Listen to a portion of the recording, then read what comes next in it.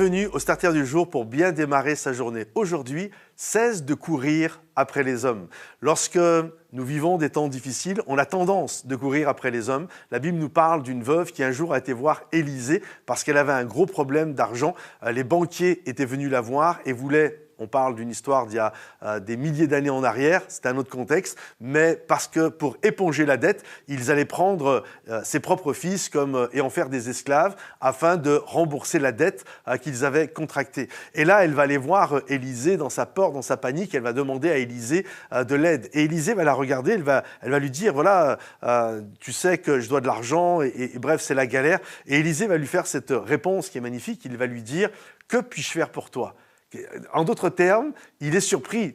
Qu'est-ce que tu veux que moi je puisse faire pour toi? Je ne suis qu'un prophète, je ne suis qu'un pasteur, je ne suis qu'un gars lambda en termes financiers. Qu'est-ce que tu veux que moi je fasse? Tu viens me parler de ta dette, mais j'ai pas de planche à billets dans mon bureau de pasteur pour faire couler l'argent à flot et éponger toutes tes dettes. Vous savez, on apprend toutes sortes de cours. Quand j'étais à l'école biblique, j'ai appris des cours sur la pneumatologie, sur la soteriologie. Pneumatologie, c'est l'étude de l'esprit. Soteriologie, c'est l'étude du salut. Eschatologie, l'étude de la fin des temps. Bref, j'ai fait beaucoup de cours qui finissaient par J, mais j'ai pas fait de cours de miracologie. Et Élisée la regarde, dit, mais qu'est-ce que tu veux que j'y fasse?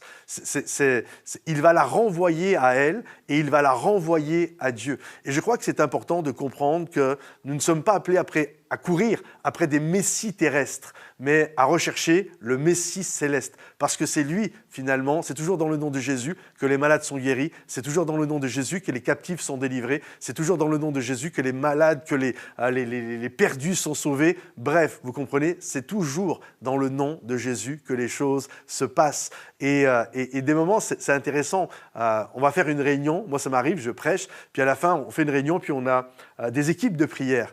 Et pour un peu que moi je descende pour prier pour les gens, on voit que les gens, des moments, littéralement, peuvent changer de file et se mettre dans la file où moi je suis, ou alors un des prédicateurs qu'ils aiment. Et finalement, c'est comme dans leur tête, ils se disent, avec lui, ça marche mieux.